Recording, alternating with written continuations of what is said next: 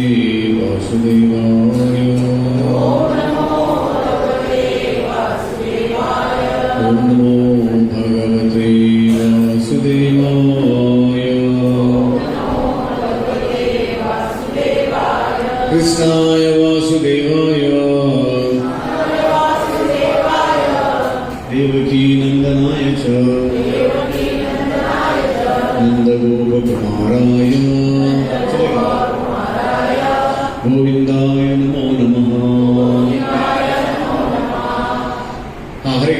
तो प्रभु जी ने मुझे पूछा था आप लोगों के लिए कौन सा टॉपिक, तो हमने ऐसे वृंदावन के बारे में आज आपको हम बताएंगे। तो वृंदावन में भी बहुत सारे उत्सव होते हैं साल भर में, ठीक है। तो ऐसे बताएं कि मानव उत्सव प्रेमी, एक पता नहीं कहाँ है कोट है, मानव, अभी समझो इलेक्शन होने वाला है, रिजल्ट आने वाले हैं, तभी भी बहुत लोग बहुत कुछ मजा मनाएंगे जो भी है। तो हमारा टॉपिक है ब्रज भूमि के प्रमुख उत्सव। तो वृंदावन में एक साल में संपूर्ण जितने भी प्रमुख उत्सव हैं, अब देखते हैं कि भारतीय वैदिक पद्धति के अनुसार जो 12 महीने हैं, 12 महीने में 12 पूर्णिमा और 12 अमावस्या होता है। एक महीने में 14 दिन क्या होता है, वो है कृष्ण पक्ष, और एक होता है कौन सा पक्ष, शुक्ल पक्ष। तो ऐसे आप देखते हैं कि हर पूर्णिमा के समय चंद्रमा जो है कोई एक नक्षत्र से मिलता है। पहले चैत्र मास का जो होता है चित्रा नक्षत्र से मिलता है। तो 2 प्रकार के वृंदावन में उत्सव मनाए जाते हैं, एक होता है उत्सव, दूसरा है मनोरथ। तो उत्सव का मतलब है कि साल भर में जो भगवान के जो खास करके जन्माष्टमी, होली, राधाष्टमी, अन्नकूट, झूलनकूट जो है महोत्सव होता है, रामनवमी, ऐसे बहुत सारे उत्सव है साल भर के, तो इसको उत्सव माना जाता है इनको। और दूसरा है मनोरथ। मनोरथ का मतलब है ये जो त्योहार होते हैं जो कि भक्तों की इच्छा तथा सहयोग से वर्ष के किसी भी दिन मनाए जाते हैं। जैसा कि किसी भक्त को जन्माष्टमी पर भगवान को फूल बंगला बनाना है, तो फूलों से क्या है कि कंप्लीट, अभी वैशाख मास में फूल बंगला बनता है वृंदावन में, तो फूल की लड़ी बनते हैं। यहाँ भी जैसे सजाए वहाँ तो पूरे मंदिर को सजाते हैं। तो आम के मौसम में ऐसे भी लोग हैं, आम तो पूरा 100, 200, 500 किलो आम ला के देते हैं मंदिर में। तो जो भी यात्री आते हैं सबके लिए एक आम होता है, ठीक है। तो इस प्रकार रात को अंतिम दर्शन तक वो पूरा आम खत्म हो जाना चाहिए। तो लोग जो है थोड़े लोग 56 भोग, आप लोग 56 भोग जानते हैं क्या होता है? हाँ, वृंदावन में मिठाई के लिए वृंदावन बहुत फेमस है। तो 56 प्रकार के मिठाई बनते हैं भगवान के लिए। मिठाई का भी वृंदावन का एक लिस्ट है, पेड़ों का, लताओं का, फूलों का। तो 56 प्रकार के मिठाई बनते हैं, उसका भी भगवान को भोग लगाते हैं, लोग मनोरथ करते हैं, लोगों को बांटते हैं। तो आज हमारा मेन टॉपिक है वृंदावन के जो मेन उत्सव हैं उनके बारे में। तो आप देखते हैं कि कृष्ण भगवान के 5000 साल पहले जो लीलाएं हुई थी, तो उस समय भी ब्रजवासी जो है वो उन्होंने बहुत सारे उत्सव मनाए थे। तो ऐसे एक ब्रजवासी कहते हैं कि ब्रजवासी ने जो है भगवान का जो है उनका एक नाम है ब्रजवासियों का उत्सव प्रेमी। उत्सव प्रेमी समझते ना, अभी आजकल दुनिया में सबका कुछ ना कुछ एक फेवरेट होता है। फेवरेट समझते हैं, फिल्म स्टार हो या नेता हो या फूड हो, हर एक चीज में कोई ना कोई हमारी दिलचस्पी रहती है। तो लेकिन ब्रजवासी जो है उनको कहते हैं उत्सव प्रेमी, ठीक है।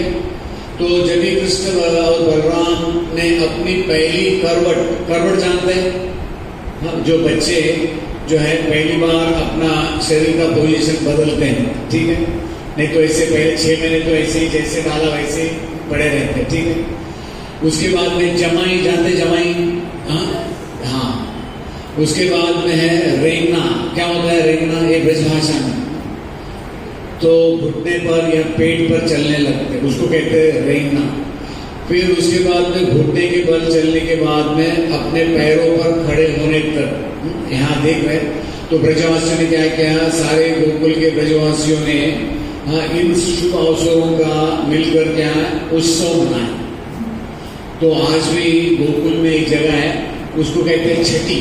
छठी का मतलब है कि जहाँ कृष्ण और बलराम जी का नामकरण किया था। ब्रजवासियों के पास गर्ग मुनि आए थे।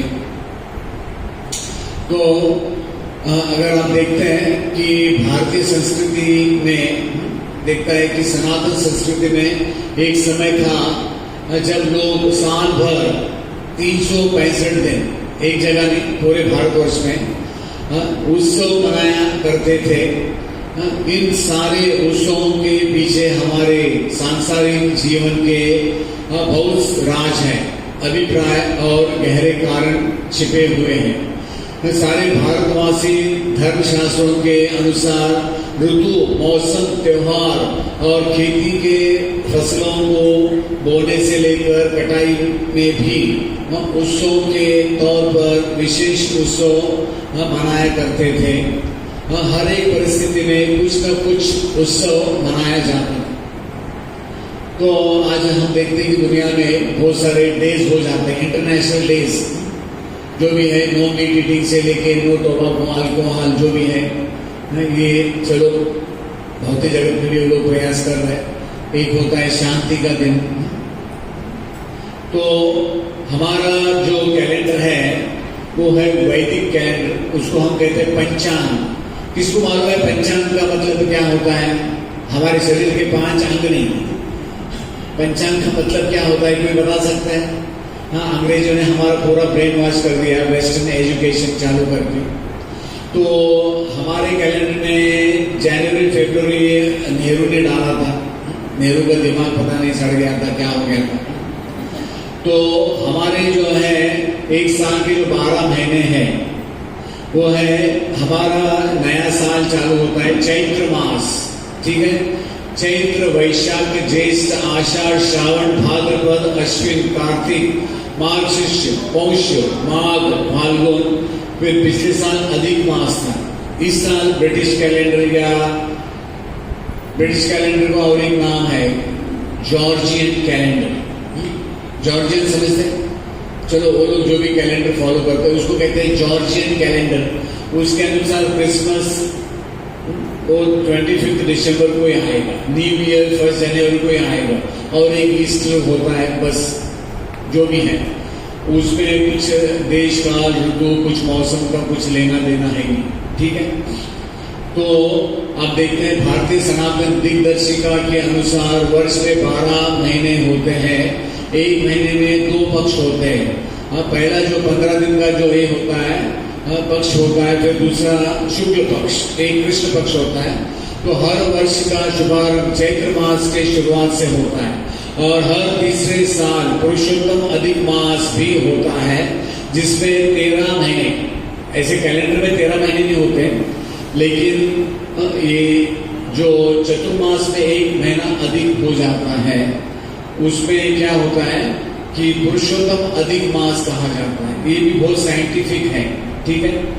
जैसे मैं डिफेंस में था तो हमारा जो जहाज होता है उसको लॉन्ग रिफिट में डालते हैं। लॉन्ग रिफिट का मतलब है 3-4 महीने के लिए मरम्मत होता है, 5-6 साल में एक बार लॉन्ग रिफिट कहते हैं। ऐसे एक स्मॉल रिफिट होता है तो ज्यादा लंबे समय का नहीं होता है, लेकिन शिप को 5-6 साल में एक बार डॉकयार्ड में लेके जाते हैं और पूरा साइड से पानी हटा देते हैं और नीचे का पूरा उसको मरम्मत करते हैं। तो ऐसे 3 साल में एक बार जो पुरुषोत्तम अधिक मास आता है तो उसका भी बहुत सारे साइंटिफिक रीजंस हैं। तो ब्रजभूमि के प्रमुख उत्सव संपूर्ण भारतवर्ष में सारे राज्यों में सनातन वैदिक संस्कृति के अनुसार साल भर बहुत सारे त्योहार एवं उत्सव मनाए जाते हैं, जिन्हें बहुत आनंद और उत्सव के साथ मनाया जाता है। वृंदावन के अंतर्गत साल भर सारे ब्रजवासियों के द्वारा बहुत सारे उत्सव मनाए जाते हैं, जिनमें से प्रमुख उत्सवों का आज आपको हम अवलोकन थोड़ा आउटलाइन देंगे, इतना डेप्थ में जाने का समय नहीं। तो एक ब्रज भाषा में कहावत है, एक बार 9 त्योहार समझते हैं, 9 फेस्टिवल्स इन 1 वीक। तो रूपा जी जब एक बार बंबई में जू मंदिर में थे तो किसी भक्त ने रूपा जी के पास आके कहा, रूपा जी आज हॉलीडे है, क्या है? हॉलीडे नहीं, हॉलीडे, हॉलीडे समझ ना, संडे हॉलीडे होता है, छुट्टी जो भी है ये अंग्रेजों का है। ऐसे भारतीय संस्कृति के अनुसार ये एकादशी के दिन हॉलीडे होना चाहिए। जैसे मुसलमान लोगों का फ्राइडे क्या होता है, वो जो भी है। तो अगर प्रभुपाद जी को एक ने कहा कि प्रभुपाद जी आज हॉलीडे है, तो प्रभुपाद जी ने कहा कि हमारे लिए for us every day is a holiday. तो आज हमारे वैष्णव कैलेंडर के अनुसार हमारे एक चैतन्य महाप्रभु के एक पार्षद है गदाधर पंडित, वो है राधा रानी के अवतार है, उनका आज जो है जन्मदिन था।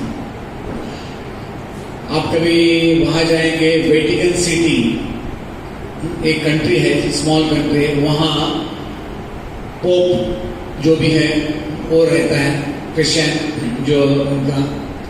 तो वहां पिछले 2000 साल से बहुत सारे उनके जो पोप्स होते हैं उनका जन्म मृत्यु हुआ है। तो उनके पास ऐसा कैलेंडर है 365 डेज में किसी न किसी का जन्मदिन रहता है, समझ आ रहा है। हाँ, उनका भी एक कैलेंडर है, वो वेटिकन सिटी के लिए कैलेंडर है।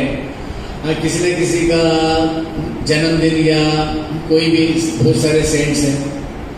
तो हमारे वैष्णव कैलेंडर में भी लगभग 365 डे में 300 दिन तो जो है वो क्या है, आगे आने वाले हो सकता है 1000 साल में पूरा कैलेंडर भर जाए। तो इस प्रकार जो है वृंदावन का जो नव वर्ष, यहाँ आप लोग गुड़ी पाड़वा, तो क्या करते हैं हम लोग, नीम, गुड़, चना दाल और कुछ इमली वगैरह डाल के एक डिकॉक्शन बनाते हैं।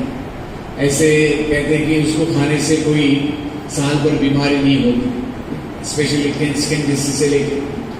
तो वैदिक शास्त्रों में लिखा है कि चैत्र मास के पूर्णिमा से जो है अगले पूर्णिमा तक नीम का अगर पत्ता कोई खा लेता है 1 महीने के लिए, तो उसको कोई भी शारीरिक बीमारी नहीं होगा, वॉर्म से लेके स्किन डिसीज से लेके कोई बीमारी नहीं होगा। डेली 5 या 10 पत्ता खाना चाहिए। तो चलो यहाँ चैत्र का शुभारंभ ब्रजवासी कैसे करते हैं, नीम के पत्तों के साथ मिश्री। आप लोग जानते हैं आजकल आप जो चीनी खाते हैं ये सल्फेट से इसको रिफाइंड करते हैं। सल्फेट एक पॉइजन है। चीनी का मतलब क्या है कि गन्ने का रस निकाल के उसको उबाल के फिर उसको हांडी जानते हैं, मिट्टी का हांडी में जमीन में गाड़ देते हैं सील करके। तो उससे क्या होता है कि वो जो गुड़ है, गुड़ का जो पानी है वो क्रिस्टलाइज होता है। क्रिस्टलाइज समय से जैसे कोयले की खानी से डायमंड भी निकलता है, डायमंड। तो वैसे ही ये जो चीनी है ये सफेद उसमें चीनी बन जाती है। गुड़ जो है वो एक प्रकार से क्रिस्टलाइज शुगर। आजकल धागे का मिश्रण भी आपको आयुर्वेदिक शॉप में मिलेगा, अभी कम होते जा रहा है। लोग अपना आयुर्वेद भूल गए हैं। अभी वेस्टर्न जो है एलोपैथिक मेडिसिन को कहा जाता है सूडो मेडिसिन। कोई जानता है सूडो शब्द का अर्थ क्या होता है? कन्नड़ा में सूडो का मतलब है जला दो।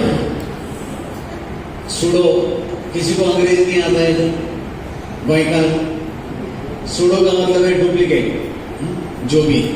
तो जो एलोपैथिक मेडिसिन है तो ये मॉडर्न इन्वेंशन है।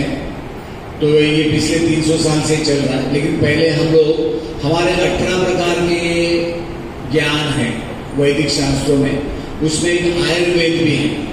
आयुर्वेद और एक आता है जैसे आपको घर बनाने का है, उसको कौन सा शास्त्र कहते हैं? वास्तु, धनुर्विद्या, ठीक है। ऐसे 18 प्रकार के ज्ञान है। तो वृंदावन में बहुत सारे देवियों का भी मंदिर है। तो देवियों के लिए भी उनको लांगुरिया कहते हैं ब्रज भाषा में। हाँ, उस देवी के भजन वगैरह गाते हैं। तो आगे आता है ये चैत्र मास में षष्ठी के दिन, 6ठे दिन, जो 14 दिन है उसका गिनती होता है। किसको मालूम है? एकादशी, द्वादशी, त्रयोदशी, चतुर्दशी, पंचमी, फिर षष्ठी, सप्तमी, अष्टमी, नवमी, दशमी, फिर द्वादश, एकादशी, द्वादशी, त्रयोदशी, चतुर्दशी, फिर आइदर अमावस्या और पूर्णिमा। ठीक है। तो यमुना जी जो है वो कालिंद पर्वत हिमालय से पंजाब, हरियाणा, दिल्ली होके वृंदावन से त्रिवेणी जाती है। तो यमुना जी का आरती होता है, जैसे गंगा जी का आरती होता है, ऐसे यमुना जी का वृंदावन में 2 जगह आरती होता है। एक विश्राम घाट है और एक केशी घाट है। तो यमुना जी का जन्मदिन मनाते हैं। तो आज भी ऐसे यमुना जी को भगवान के चरणामृत के रूप में माना जाता है। तो भगवान का भागवतम में 16,108 रानियों में एक पटरानी थी यमुना जी। तो ये यमुना जी का जन्मदिन ब्रजवासी मनाते। फिर आता है रामनवमी।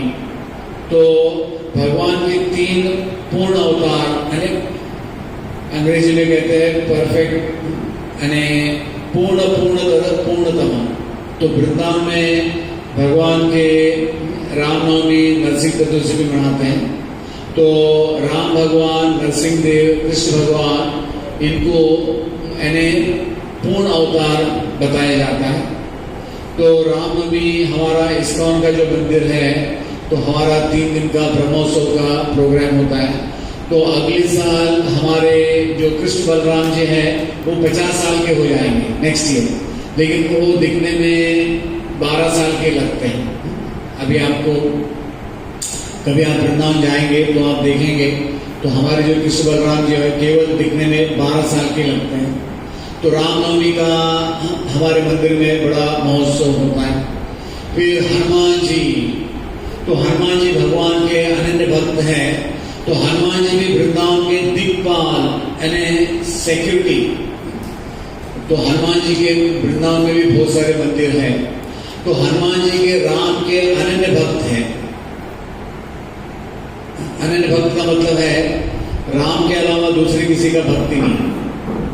तो हनुमान जी की बहुत सारी लीलाएं हैं।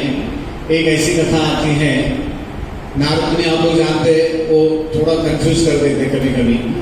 तो एक बार नारद मुनि ने हनुमान जी को कहा कि देखो मैं वो राम के दरबार में गया था, एक बड़ा विजिटर बुक देखा, उसमें आपका नाम ही नहीं है। तो हनुमान जी को थोड़ा लगा, अरे मेरा नाम नहीं है विजिटर बुक में, ऐसे कैसे। तो हनुमान जी गए तो बुक को आगे पीछे ऊपर नीचे कर रहे थे। राम भगवान ने देखा, पूछा अरे हनुमान काय कर दोस्त। तो हनुमान जी ने कहा था काय संभू। तो हनुमान जी ने कहा माझा नावच नहीं, मेरा नाम है नहीं इसमें। तो राम भगवान ने कहा कि देखो वो किताब है, जो मुझे याद करते हैं उनका उसमें नाम है। लेकिन राम ने एक पॉकेट डायरी निकाला, बोला मैं जिनको याद करता हूँ उनका नाम इसमें है। तो हनुमान जी ने देखा पहला नंबर उनका ही था।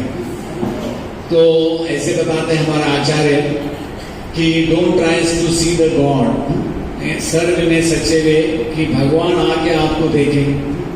तो एक सच्ची घटना है अमेरिका की। एक कोई बड़ा मल्टीनेशनल कंपनी है जीस, एक पुरानी घटना है।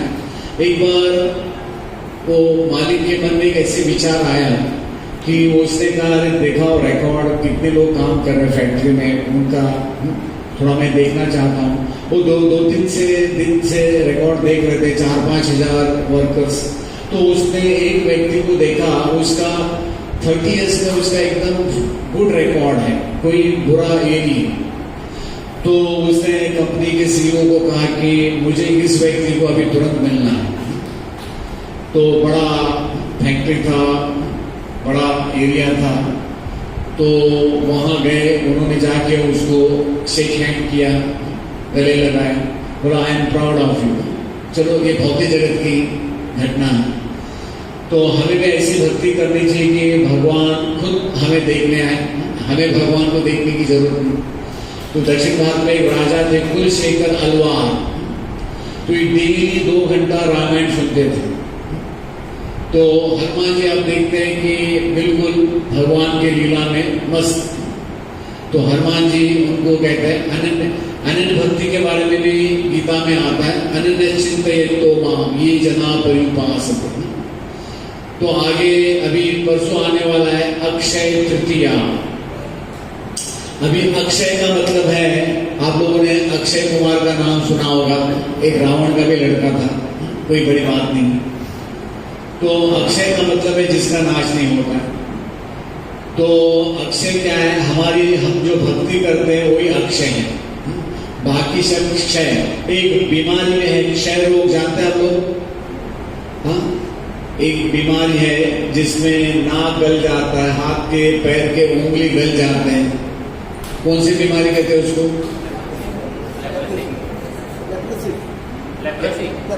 हाँ, लेप्रेसी।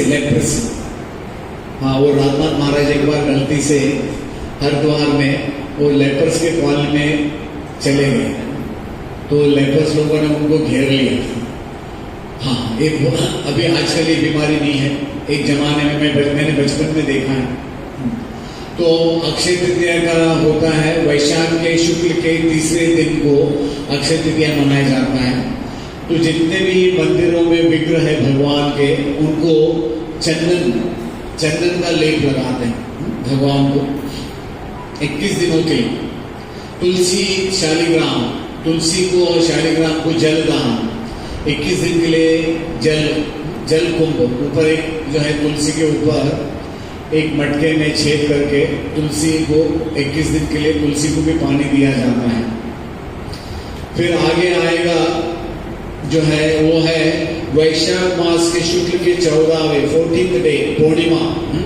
नरसिंह देव है उनका, ऐसे नरसिंह देव के माता पिता नहीं, आप लोग मानते कि नहीं? तो नरसिंह देव कैसे प्रकट हो गए थे? खंबे से, ठीक है। हाँ, तो वृंदावन में हमारे एक आचार्य थे, उनका नाम था गोपाल भट्ट गोस्वामी। उनके पास बहुत सारे शालिग्राम थे। तो एक बार वो गंडकी नदी गए थे, तो शालिग्राम में 64 प्रकार है। तो एक शालिग्राम है, उसको कहते हैं वो है दामोदर शिला। अभी भारत के यानी नॉर्थ ईस्ट में एक देश है तिब्बत, जिसको चाइना ने ये कर लिया है, हड़प लिया है। वहाँ एक कुंड है दामोदर कुंड। आपको असली ओरिजिनल शालिग्राम चाहिए तो दामोदर कुंड के पास तुलसी को ले जाना पड़ता है। वहाँ टेम्परेचर होता है -1-2, तुलसी तो बिल्कुल पौधा सूख जाता है। तो वहाँ से गंडकी नदी प्रकट होती है और उस गंडकी नदी में शालिग्राम शिला प्रकट होते हैं। तो गोपाल भट्ट गोस्वामी उनको जब ये नरसिंह चतुर्दशी के दिन किसने कुछ कपड़े और गहने दिए, तो उन्होंने मन में विचार किया मेरे पास ये भगवान के गोल गोल लड्डू है, अगर भगवान को ये रूप धारण करते हैं तो मैं थोड़ा सेवा कर देता। तो भगवान का एक नाम है भावग्रही जनार्दन। तो जैसे बच्चे, ऐसे भागवत में एक सुंदर श्लोक आता है, अनुग्रहाय भक्तानां तदार्थ रूपम दर्शनम। अपने भक्तों को जैसा रूप अच्छा लगता है वैसे भगवान रूप धारण करते हैं। तो भगवान के जितने भी अलग अलग रूप है, वो भगवान के भक्तों के लाइक डिसलाइक सबकी पसंद अपनी अपनी, सबके अपने अपने इष्ट देव। जैसे भौतिक जगत में सबके अपने हीरो हैं, तो भक्तों के अंदर भी एक ये होता है, सबके अलग अलग इष्ट देव हैं। तो रात को क्या है कि पता नहीं, टाइम तो ऐसे बताया नहीं, चलो भगवान जो है इस विग्रह के रूप में प्रकट हो गए। कभी आप वृंदावन जाओगे, अगर इनके सामने आप खड़े हो जाएंगे, अगर सचमुच आप भगवान को अपने अंतरात्मा से देख रहे हैं, तो आपको थोड़ा वो एक लाइक डिसलाइक तो नहीं देंगे, थोड़ा आपको एक हंसी देंगे, एक स्माइल देंगे, ठीक है। तो काफी लोग हैं इनका दर्शन करने के लिए जाके 1-1, 2-2 घंटा खड़ा रहते हैं। उनको लगता है कि चलो भगवान हमको एक स्माइल दे देंगे, ठीक है। तो कभी कभी इनका दांत भी दिखाई देता है, ऐसे कहते हैं। तो इनका दर्शन करने से मदन मोहन गोविंद जी, गोपीनाथ जी का दर्शन करने का फल मिलता है वृंदावन में। फिर आगे गर्मियों में वैशाख शुक्ल के अगले दिन एक वन विहार। तो ब्रजवासी क्या करते हैं, जैसे आप लोग पिकनिक निकालते हैं, वो लोग पिकनिक करते हैं वन विहार नाइट में। गर्मियों के दिनों में लोगों को नींद नहीं आता है, तो लोग वन विहार करते हैं, खास करके परिक्रमा करते हैं। उसके बाद में गंगा दशहरा, फिर ज्येष्ठ शुक्ल के 10वें दिन गंगा अवतरण। गंगा जी को कौन ले आए थे? गंगा जी को इस भौतिक जगत में आप में से कोई नहीं ले आए? हाँ, भगीरथ में लेके आए, ठीक है। हाँ, तो गंगा जी का जन्मदिन को गंगा दशहरा कहते हैं। तो वृंदावन में भी गंगा जी का एक्सटेंशन काउंटर है। एक्सटेंशन काउंटर जानते हैं? हाँ, एक है मानसी गंगा। कभी आप वृंदावन जाएंगे, गिरिराज जी के पास है, वहां मानसी गंगा में नहाएंगे तो आपको गंगा जी में 1000 बार नहाने का यहाँ फल मिलता है। तो वहाँ वृंदावन में जो है लोग पतंग उड़ाते हैं। यहाँ भी आप देखते हैं कि लोग जो है पतंग कभी उड़ाते हैं, संक्रांति पतंग। हाँ, ओके। आगे फिर भीम निर्जला एकादशी। तो भीम है वो, उसको कहते हैं वृकोदर। उनके पेट में ऐसा अग्नि था कि वो जितना भी खाते थे हजम हो जाता था। एक बार अग्निदेव को एक बीमारी हो गई, जो है यानी उनका जठर अग्नि खत्म हो गया अग्निदेव का। तो चलो ये महाभारत में कथा आती। तो भीम है, उनका जो है खुराक जानते हैं ना, भोजन। तो पता नहीं भीम दिन में कितने बार खाते थे, जो भी है। तो भीम को भगवान ने, कृष्ण ने कहा कि देखो तुमको भगवत धाम जाना है, वर्षा ज्ञान कमित में एक तरह एकादशी कर। तो आप में से कितने लोग एकादशी करते हैं? हाँ, चलो बहुत कम लोग हैं, हार्डली मे बी 10%। तो ऐसे एकादशी के दिन जितने भी अनाज है उसमें सारे पाप निवास करते। पाप समझते ना, दुनिया के। तो एकादशी के दिन जो हम अनाज खाते हैं तो पाप हमारे अकाउंट में आ जाते हैं। ऐसे हमारे वैदिक शास्त्रों के अनुसार अनाज के अंदर डेंसिटी उनका बढ़ जाता है, उसके अंदर एक विकार आ जाता है। दशमी, एकादशी, द्वादशी को अनाज कम खाना चाहिए। तो चंद्रमा का उसके ऊपर जो है ये होता है प्रभाव। तो जो भी है, तो भीम ने भी एकादशी किया था निर्जला, पानी भी नहीं पीने का। अगर आप 24 घंटा एकादशी पालन करते हैं तो आपको 24 एकादशी करने का लाभ मिलता है। तो थोड़ा प्रयास करना चाहिए। तो भगवत धाम जाने के लिए थोड़ा बहुत तपस्या करना पड़ेगा। ओके। फिर अभी ग्रीष्म, आगे गर्मी के समय फूल बंगला बनता है। फूल बंगला का मतलब है कि फूलों की लड़ियों से पूरे मंदिर को सजाते हैं। तो बहुत सारे लोग हैं वो बहुत सारा डोनेशंस देते हैं और इस प्रकार जो है बहुत सारे मंदिरों में फूल बंगला होता है। फिर एक लीला है वृंदावन में जो 75 डेज चलती है, इसको कहते हैं बूढ़ी लीला। तो ऐसे बताया जाता है कि का प्रकरण आषाढ़ महीने के अमावस्या के बाद द्वितीय तिथि से लेकर भाद्रपद मास की पूर्णिमा तक चलता है। ये बूढ़ी लीला 75 दिन तक चलती है। बूढ़ी लीला में ठाकुर जी के प्राचीन रास लीला का ब्रजवासी जो है स्वरूपों द्वारा हर दिन अलग अलग लीला स्थानों पर गायन तथा मंचन का जो है आयोजन करते हैं। तो ये सबसे लॉन्गेस्ट फेस्टिवल है। सेकेंड लॉन्गेस्ट है होली, 40 डेज, वो फॉलोड बाय बाकी बहुत सारे एक महीने के होते हैं उसके बाद में। फिर एक होता है रथ यात्रा, जगन्नाथपुरी में होता है। तो वृंदावन में जितने भी मंदिर है, हर एक मंदिर का एक ब्रह्मोत्सव होता है। तो कुछ मंदिरों में 12 दिन का होता है, कुछ मंदिरों में 3 दिन का होता है।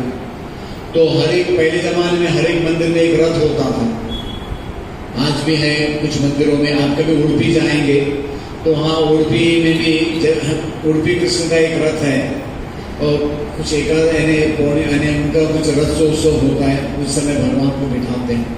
ठीक है। फिर आगे आता है गुरु पूर्णिमा, इसको गोड़िया या व्यास पूर्णिमा भी कहते हैं। तो ब्रजवासी जो है वो सनातन गोस्वामी को अपना गुरु मानते थे। तो सारे पुरुषों ने सनातन गोस्वामी के देहांत होने पर अपना सर का मुंडन किया था। तो आज भी लगभग 10 से 12 लाख ब्रजवासी पूर्णिमा से लेके जो है एकादशी से लेके पूर्णिमा 5 दिन, कुछ लोग हैं 5 दिन में 10 परिक्रमा कर लेते, डेली 2 परिक्रमा भी कर लेते, जो भी है। तो आज भी लाखों की संख्या में 1 सेकंड में 700 लोग गुजरते हैं। जैसे आप पानी में खड़े हो जाओ, पानी बहता है ना, तो ऐसे गिरिराज जी के पास आप खड़े हो जाएंगे तो लोग आपको धक्का मार के साइड में गिरा देंगे। तो बहुत ही बड़ा मेला होता है। 12 से 15 लाख ब्रजवासी वहाँ पहुँचते हैं अलग अलग जगह से। तो काफ़ी लोग जो है जल सेवा से लेके प्रसाद सेवा से लेके बहुत सारा लोगों का सेवा करते हैं। फिर आगे वर्षा के मौसम में ब्रज में वर्षा जब आरंभ होता है तभी हरियाली तीज। तो हरियाली तीज का मतलब है कि सब जगह वर्षा से ठंडक हो जाता है, खेती में अनाज बो देते हैं, तो किसान को फ्री टाइम रहता है, तो फिर वो वृंदावन आते हैं। फिर भागवत सप्ताह, कभी कभी सुंदरकांड, रामायण, उसका भी श्रवण करते हैं। तो बांके बिहारी जी का चरण दर्शन भी होता है। फिर आगे झूलन यात्रा, ये ब्रज में श्रावण भाद्र में ये थोड़े जगह 30 दिन भी ये करते हैं, थोड़े मंदिरों में 15 दिन के लिए, 1 हफ्ते के लिए, मिनिमम 3 दिन, 5 दिन, 7 दिन, 15 दिन। तो इसको कहते हैं झूलन यात्रा, झूला झूले झूले लाए, ठीक है। तो भगवान के छोटे विग्रह को झूले में डालते हैं, तो भावुक लोग भगवान को पालना करते हैं, झूला करते हैं। फिर आता है नाग पंचमी, ये केवल नंदगांव में मनाते हैं। नंदगांव के ब्रजवासी लोग ये नंद महाराज का, यशोदा का भी जन्मदिन मनाते हैं, उनके पास कैलेंडर है। तो बलराम जी का जो जन्मदिन है तो वल्लभ संप्रदाय के लोगों के द्वारा पंचमी के दिन नंदगांव में बलराम जी को उनका जन्मदिन मनाया जाता है। तो हम लोग पूर्णिमा को मनाते हैं, हमारा जो वैष्णव कैलेंडर के अनुसार। तो यहाँ आप लोग जो है वो भाऊबीज, रक्षाबंधन जो भी है, तो बलराम जी का जन्मदिन, बलराम जी कृष्ण के बड़े भाई हैं।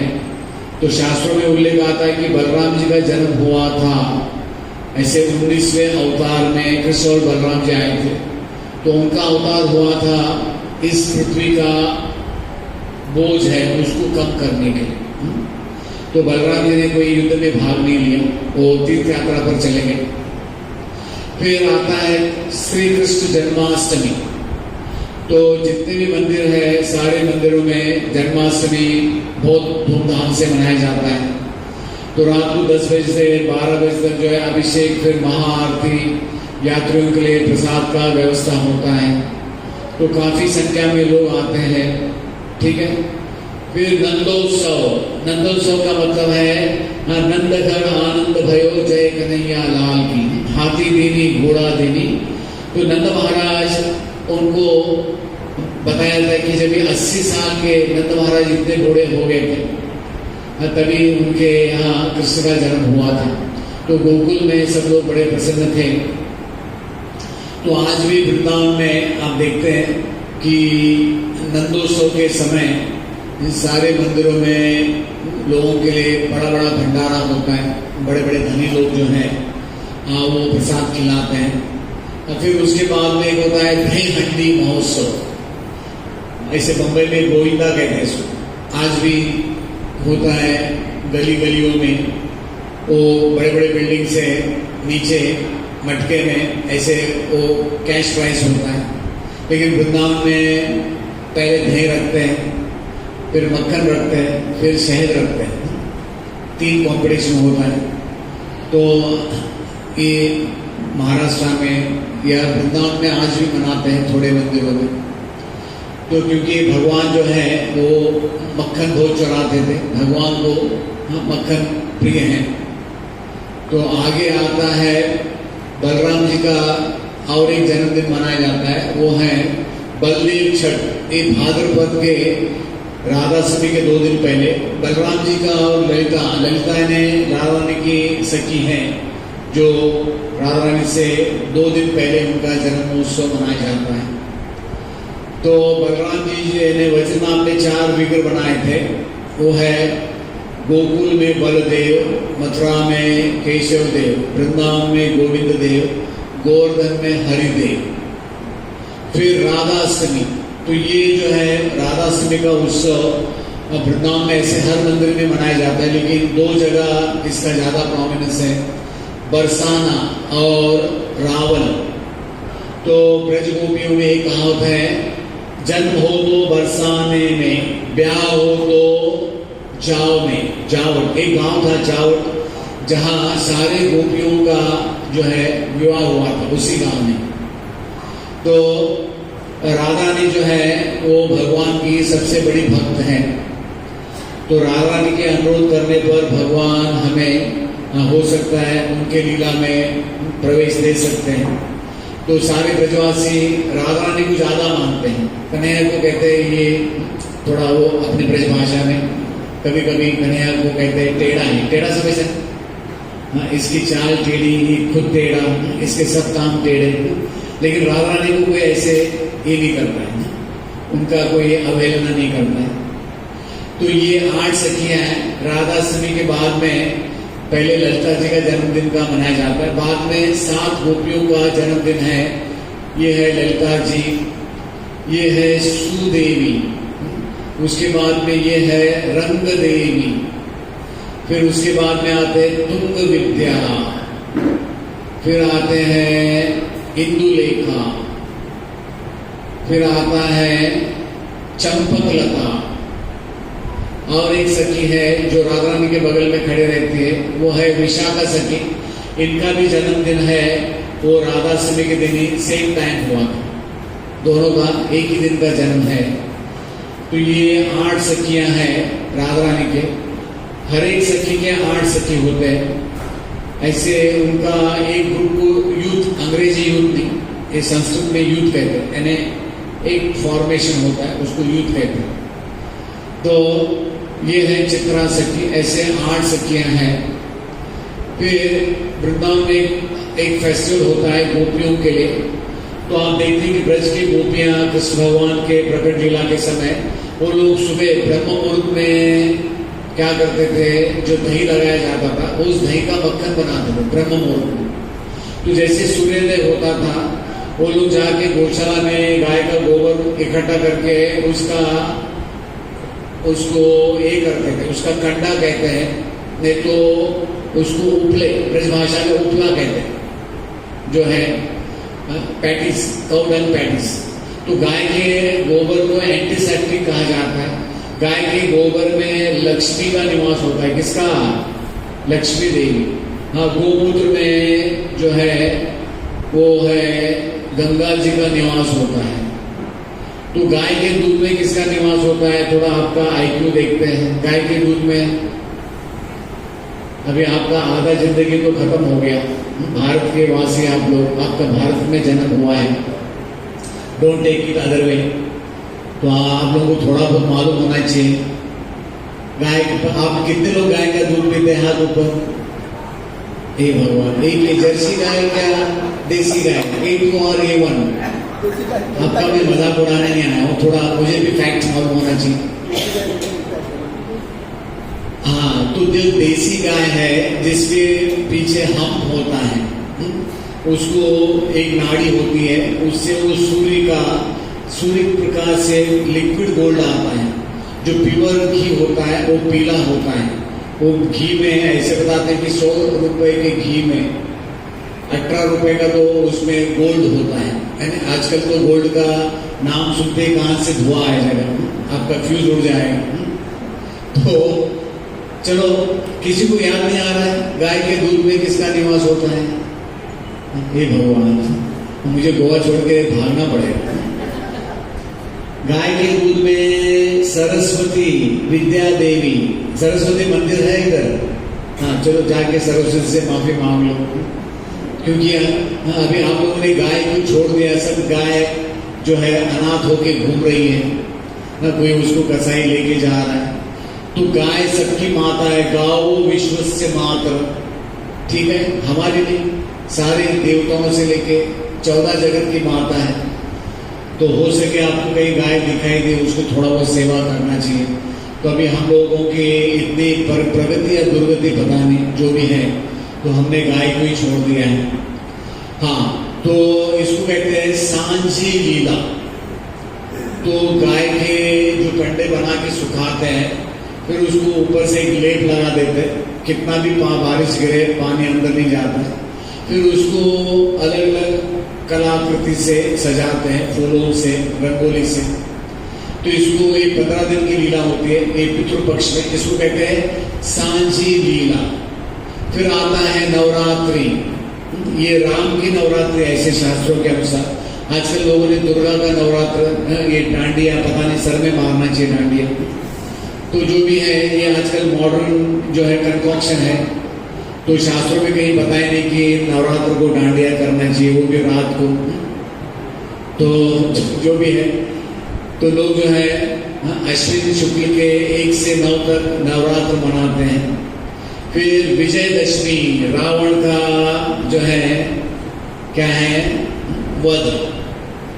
तो आजकल लोग जो है कुछ भी जोक कर देते हैं रावण के ऊपर। एक बार एक ने ऐसे एक मैसेज डाला, तो रावण कहते हैं, मूर्खो, तुम लोग मेरे को क्यों चलाते हैं? मैंने तुम्हारे पत्नी को थोड़ा ही मैंने किडनैप किया है, मैंने तो सीता को किडनैप किया था। हाँ, आप लोग मेरे को क्यों चला रहे? तो एक ने कहा, आप हमारे पत्नी को किडनैप नहीं कर रहे, इसलिए चला रहे हैं। Don't take it other way. ऐसे बोलना नीचे मैंने बोल दिया। हाँ, लोग आजकल पता नहीं कोई भी मजाक उड़ा देते, उसका सीरियस नहीं जानते। चलो जो भी है, तो लोगों को कुछ ना कुछ जोक करने का बहाना चाहिए। तो जो भी है, रावण 10 सर वाला था, तो इसको जो है विजयदशमी कहते हैं। फिर आता है अपना कार्तिक का शरद पूर्णिमा। तो शरद पूर्णिमा के दिन जो है लोग जो है वृंदावन गोवर्धन की ये करते हैं, परिक्रमा करते हैं। उसके बाद में आता है बहुलाष्टमी। तो बहुलाष्टमी के दिन वृंदावन में 2 तीर्थ है, श्याम कुंड, राधा कुंड। तो राधा कुंड में श्याम कुंड से सारे तीर्थों ने प्रवेश किया था। तो काफी लोग आते हैं, बहुत बड़ी भीड़ होती है, आज भी लोग वहां आते हैं। फिर आगे करवा चौथ, एक स्त्रियां जो है वैवाहिक अपने पति की दीर्घ आयु के लिए एक उपवास वगैरह करते हैं। फिर आता है अहोई अष्टमी। तो जितने भी माताओं के बच्चे होते हैं, वो बच्चों की दीर्घ आयु के लिए वो लोग भी क्या करते हैं कि इस दिन भूमि का भी भगवान ने वध किया था, तो वो लोग भी उपवास करते हैं। फिर आता है दीपावली। तो बताया था कि राम भगवान का अयोध्या में स्वागत करने के लिए सारे अयोध्या वासियों ने दीप जलाया था, ठीक है। तो आज भी वृंदावन में जो है कार्तिक मास में 1 महीना फुल लोग जो है दीप दान करते हैं। तो दीपावली को मिठाइयाँ बांटते हैं, ठीक है। फिर आता है धनतेरस। तो ऐसे बताया था कि धन्वंतरी की पूजा करनी होती है, धन आता है, तो ये धन्वंतरी का जन्मदिन के रूप में मनाते हैं। बताते हैं इस दिन धन्वंतरी की पूजा करने से जो है धन प्राप्त होता है। फिर आता है गोवर्धन पूजा और अन्नकूट महोत्सव।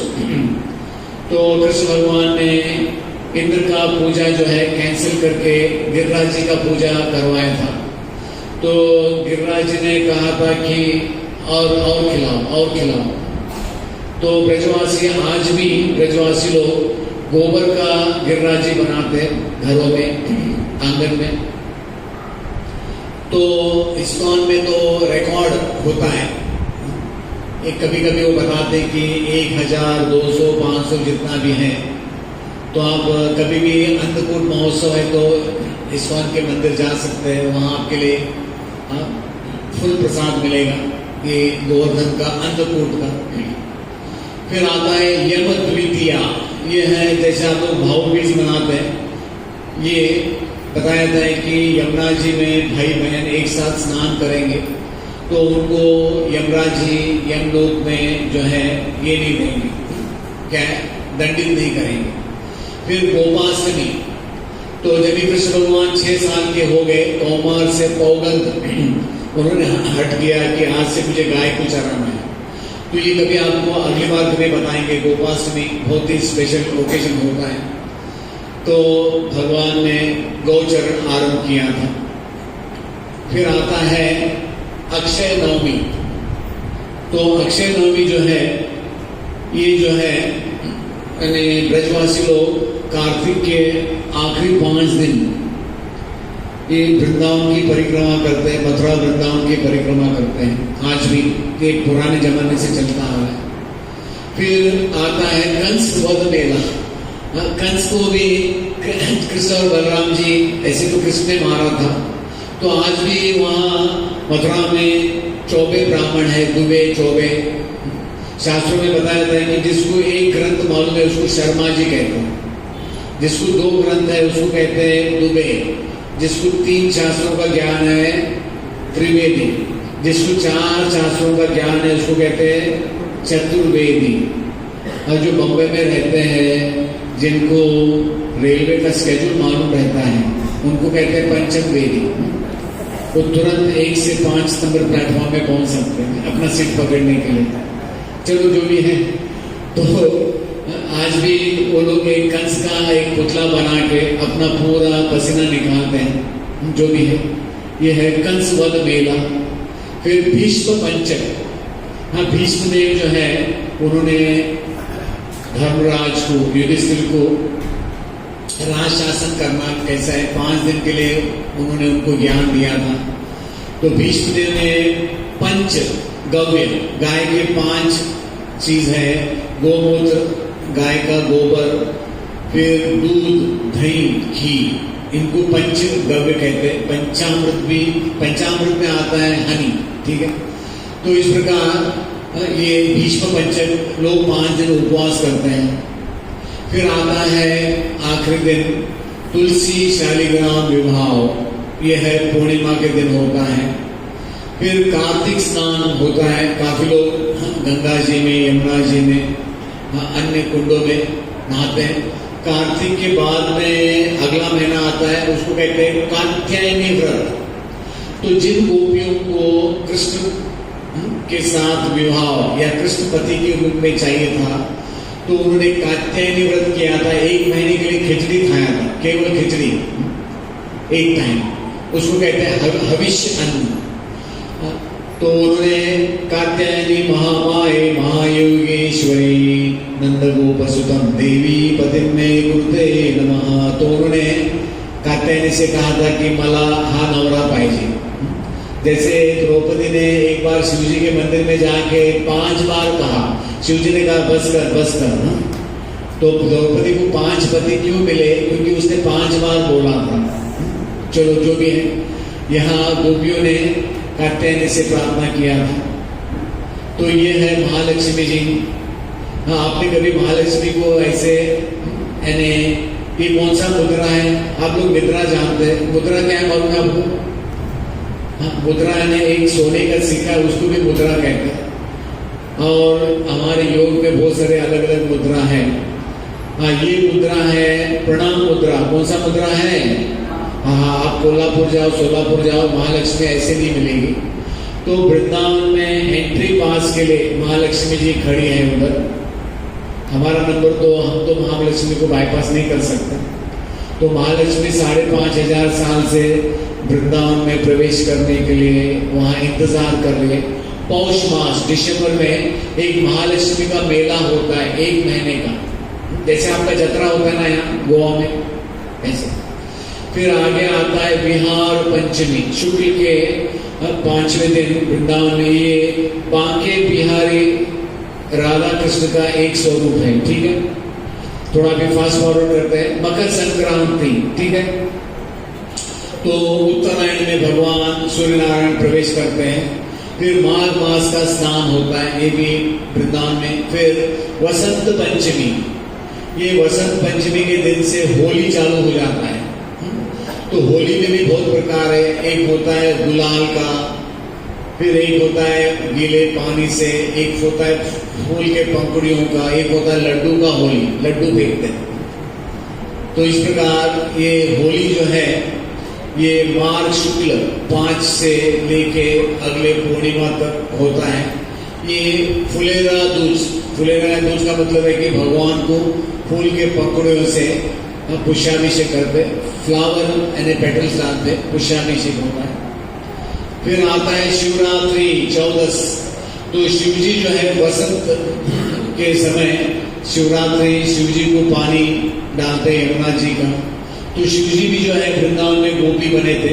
हर मंदिर में शाम को शिवजी को गोपी जैसे ड्रेस पहनाते, यानी उनको एक स्त्री का रूप धारण करते। फिर आता है होली।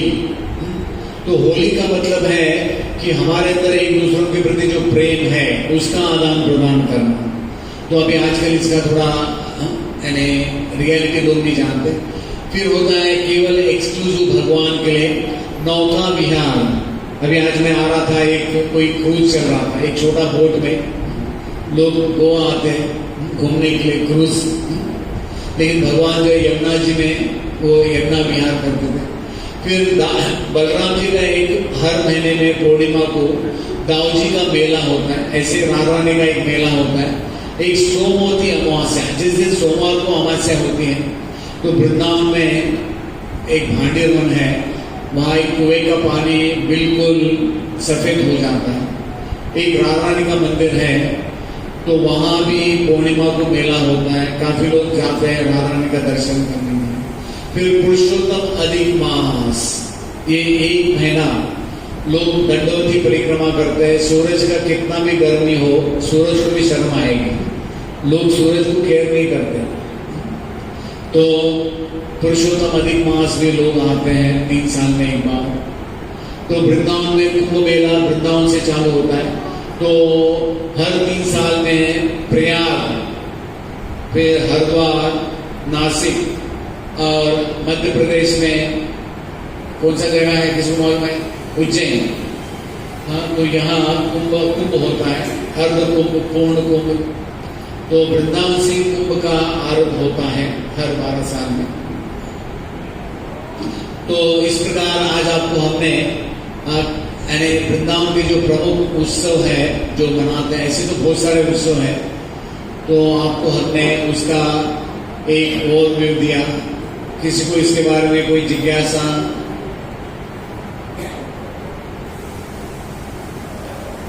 हाँ, अगर टाइम है तो एक भजन गाते हैं, है?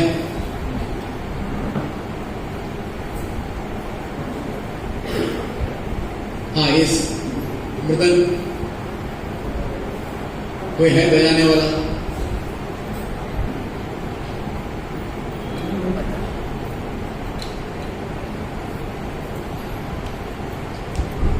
किसी को कोई जिज्ञासा नहीं? चलो अगली बार प्रभु जी गोवा फेस्टिवल के बारे में यहाँ क्लास करेंगे, गोवा के साल भर के।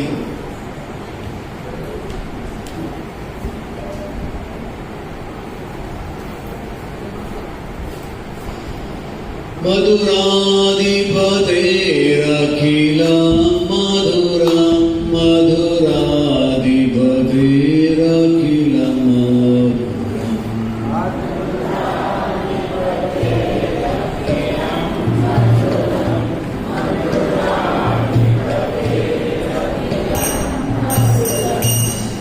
मधुरं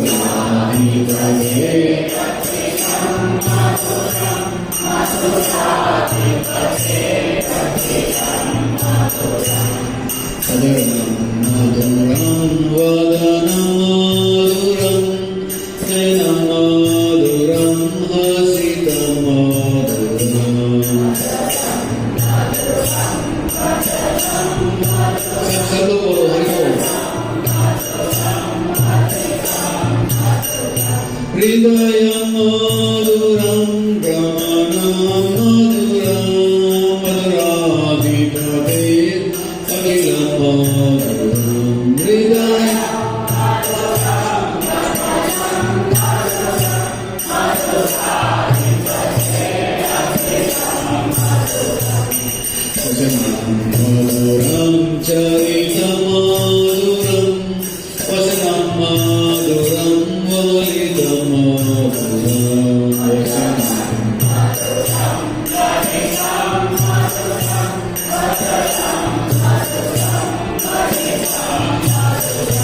चलितं मधुरं रमितं मधुरं रङ्गाधिपतेरखिलं मधुरं चलितं मधुराणि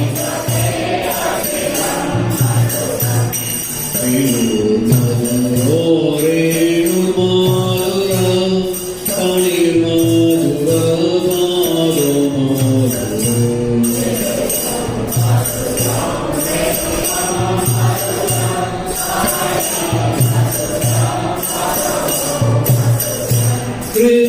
कृत्यमधुरं सख्यमधुरं मधुराधिपतेरखिलं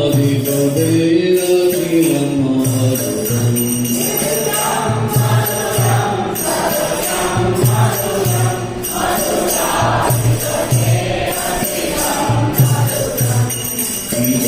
मधुरं पीतमधुरं सुखमधुरं सुप्तमधुरम्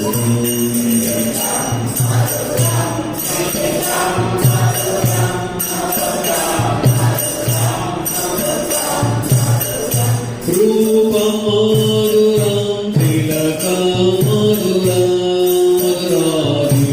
मधुराधिपतेरखिलं मधुरम्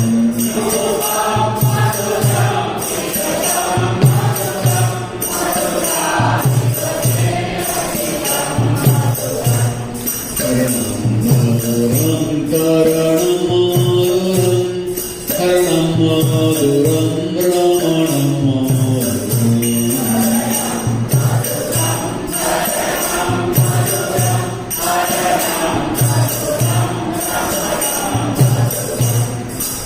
अमितमधुरं सामितमधुरं मधुराधिपतेरखिलं मधुरम्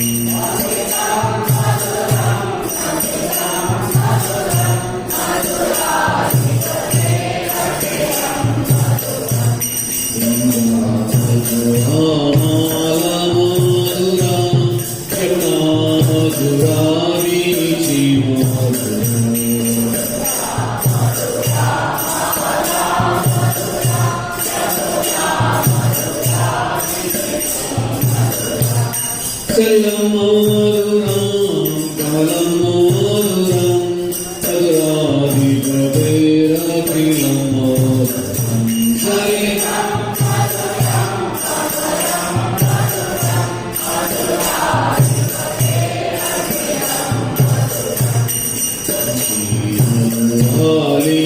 लीलामधुरं युक्तमधुरं भोक्तमधुरम्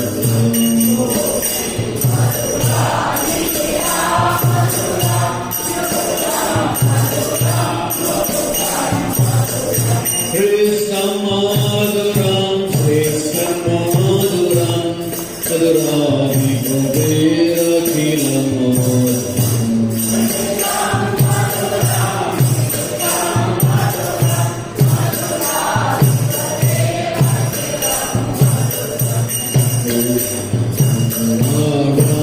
मधुरं यस्यैर्मधुरा श्रेष्ठैर्मधुरा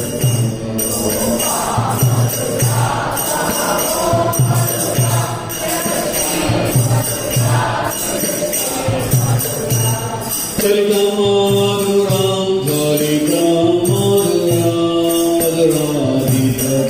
मधुराधिपतेरखिलं मधुरम्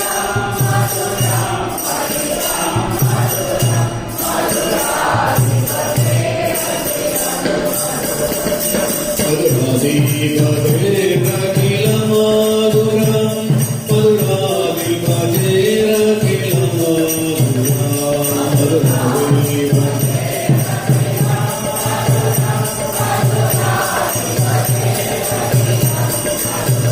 जय कृष्ण बलराम कृष्ण बलराम जय वृंदावन धाम